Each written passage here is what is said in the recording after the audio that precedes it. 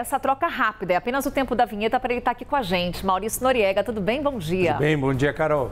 Pois é, eu falava com o Jairo Nascimento no início aqui do Novo Dia. É um bom dia com não tudo bem, né? Não tá tão legal para os times brasileiros quando a gente olha o resultado nas Libertadores. Tivemos um começo de competição decepcionante para os times brasileiros. A gente consegue, Nori, elencar um ou vários motivos para isso?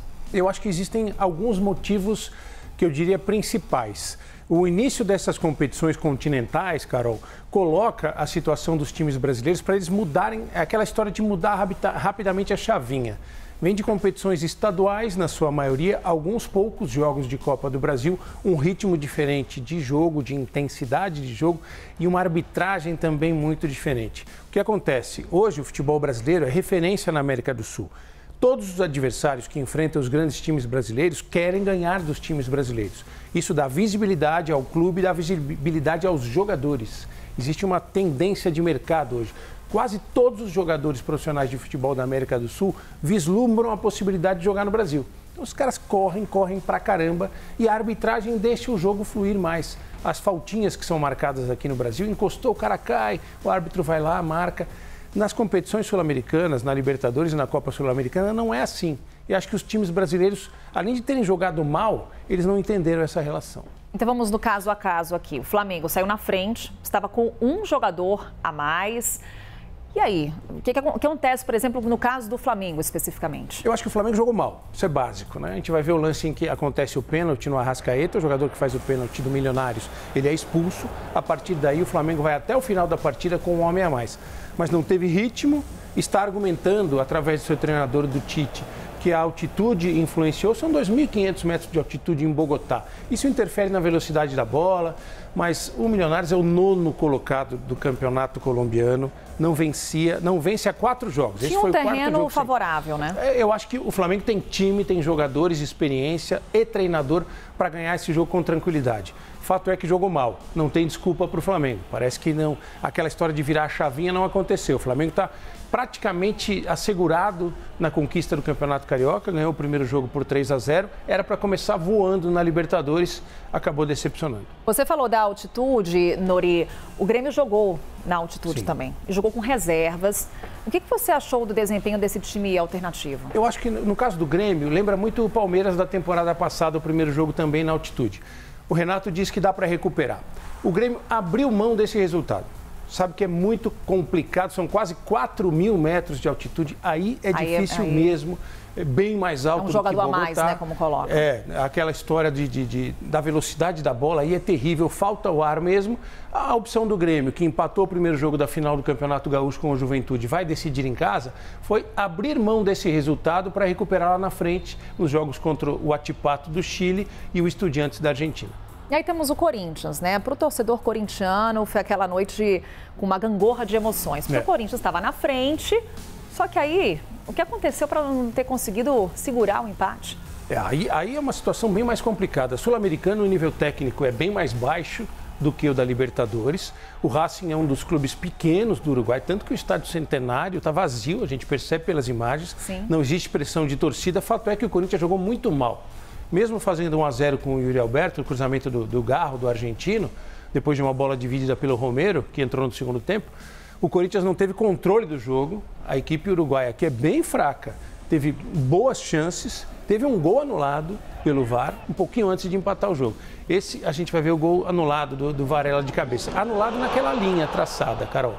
E já é uma sinalização de uma falha de posicionamento da defesa do Corinthians. Por quê? O gol de empate da equipe do Racing vai sair numa outra bola cruzada para a área.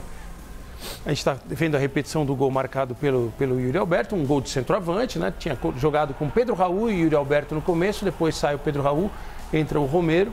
Parecia que o Corinthians ia encaminhar a vitória ali. Mas como está sem consistência, Carol, como time, o Corinthians ainda não emplacou como time, muito tempo sem jogar, se esperava um Corinthians bem melhor.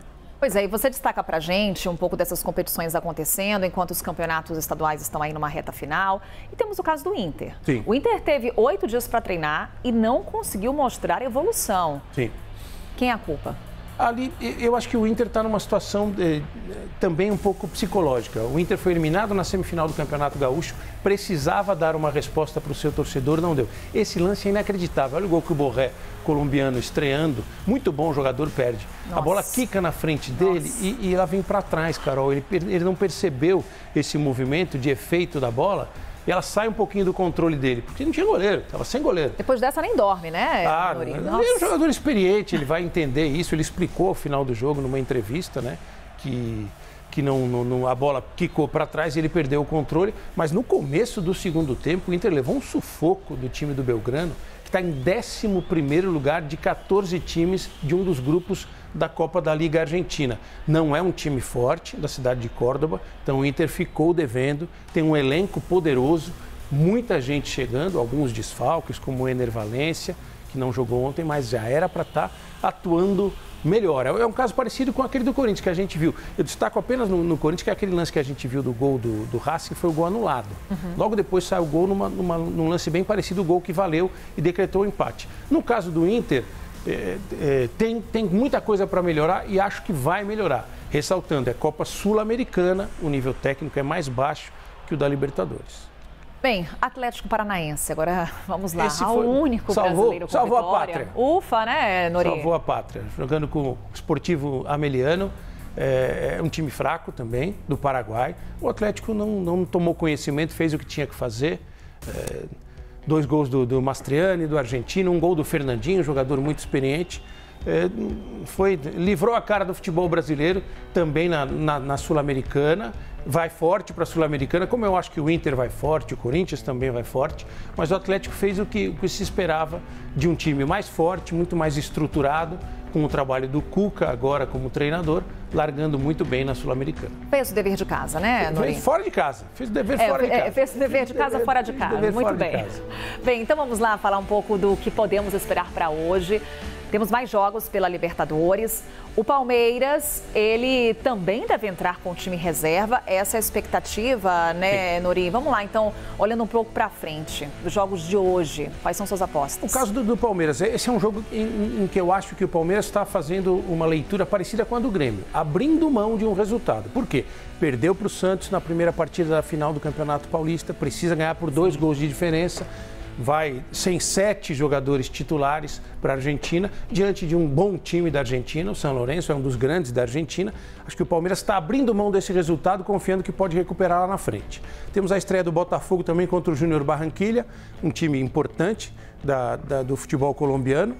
E o Botafogo, aí sim, jogando em casa, classificado, vem da conquista do bicampeonato de um torneio de consolação do Campeonato Carioca. Acho que desses jogos todos aí, me parece o mais tranquilo esse do Botafogo. E o Fluminense, campeão da Libertadores, em busca do bicampeonato, vai ao Peru estrear contra o Alianza Lima. Tem desfalques como o do Cano, o argentino, que é o principal goleador da equipe. Mas acredito que depois de um tempo parado aí da eliminação no Campeonato Carioca, não chegou às finais do Campeonato Carioca, o Fluminense pode vir com uma energia diferente. Leitura rápida, Carol. Palmeiras abrindo mão desse resultado, não está preocupado. Óbvio que vai jogar para ganhar, mas assume a condição de perder esse jogo, sabendo que pode recuperar lá na frente. Os outros dois não, o Botafogo e o Fluminense vão para ganhar. Não pode errar nesse cálculo, hein? Não pode, porque torcedor depois vai complica. Cobrar. Exato. Maurício Noriega, temos muito assunto então para amanhã com o Nori, que ele volta para conversar mais com a gente. Bom dia para você. Obrigado, Carol. Bom dia para todos. Valeu, Nori.